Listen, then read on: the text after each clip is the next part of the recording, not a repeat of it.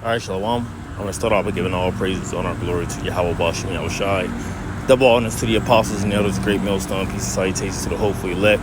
Coming at you with another lesson to the spirit and power of Yahweh Bashem Yahushai. I want to start out the book of Revelation, chapter 13, verse 16. It says, "And he causes all both, small and great, rich and poor, free and bond, to receive a mark in their right hand and in their foreheads, and that no man might buy or sell, save he that had the mark or the name of the beast or the number of his name."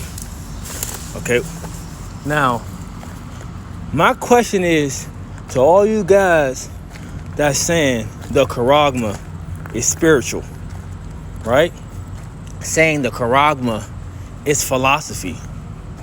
How are you going to be able to buy and sell with the philosophy? How are you going to be able to do that? Are you going to be able to go to E's system, digital system that he has set up and say, you know, if it greets you, how are you today? How are you going to purchase this item, ma'am or sir?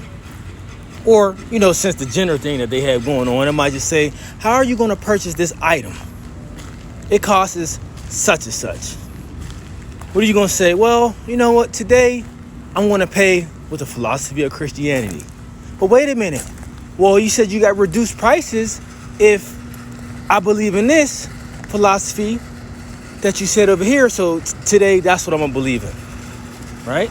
How would you be able? I mean, I need to understand. How are you going to buy and sell with philosophy? Right? If you're saying philosophy, right? If you're saying the charagma is the charagma is a spiritual thing and it's philosophy and it's a philosophy, how will you buy and sell with it? Furthermore, let's go to the book of Revelation, chapter 14,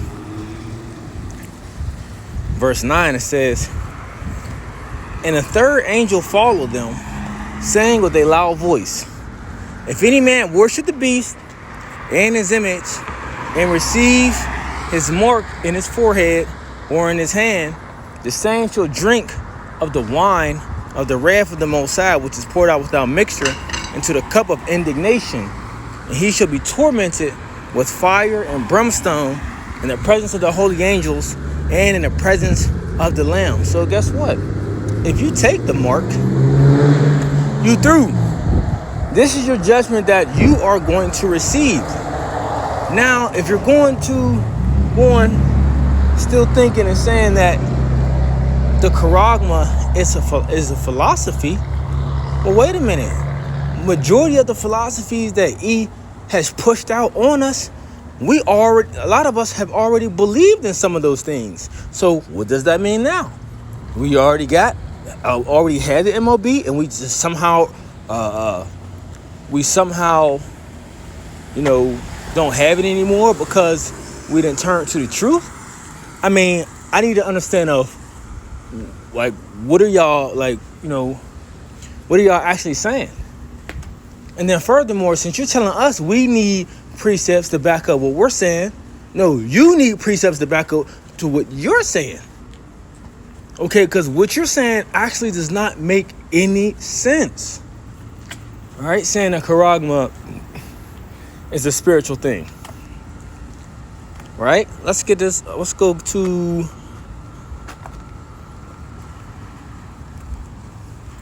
the book of Ephesians,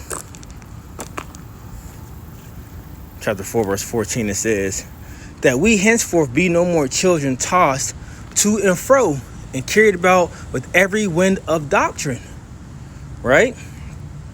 "By the sleet of men and cunning craftiness, whereby they lie and wait to deceive."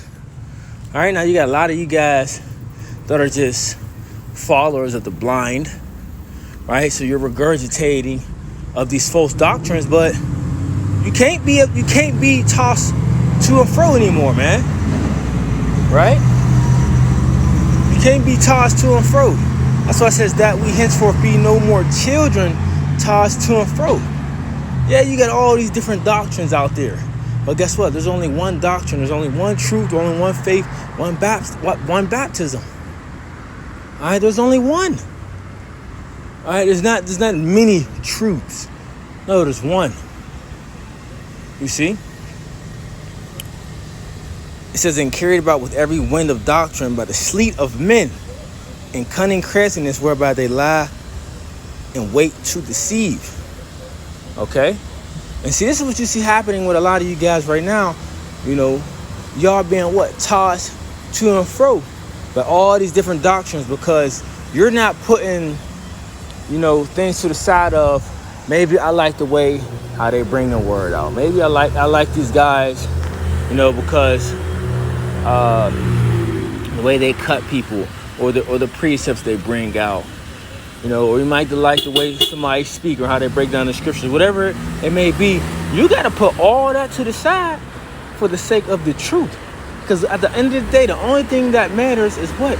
The truth, the true doctrine of Yahweh Ba'ashem Yahushai. And you got guys saying that the Charagma, right, is spiritual in a philosophy. No, you need to question them guys and say, well, how? Because growing up, weren't we taught all these different philosophies?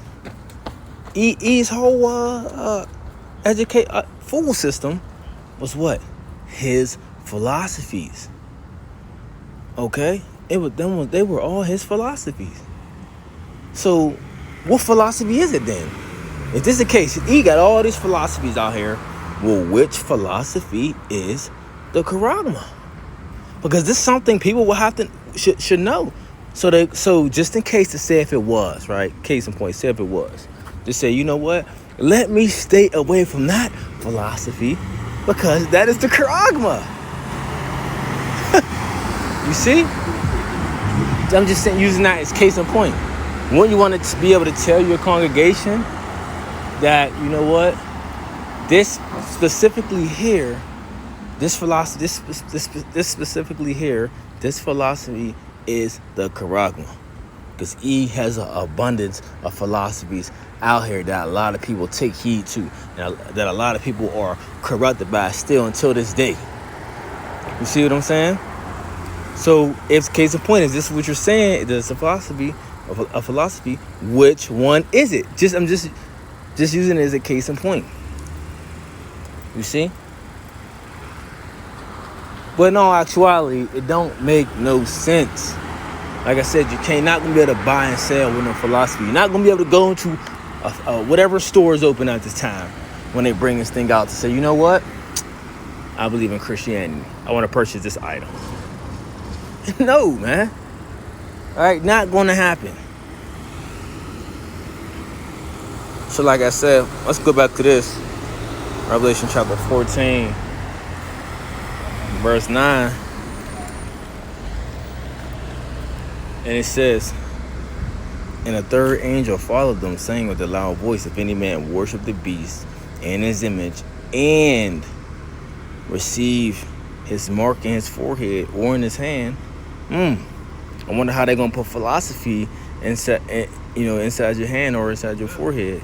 The same should drink of the wine of the wrath of the Most High, which is poured out without mixture into the cup of the indignation, and he shall be tormented with fire and brimstone in the presence of the holy angels and in the presence of the Lamb, and the smoke of their torment ascended up forever and ever, and they have no rest day or night who worship the beast and his image, and who receive the mark of his name. And guess what?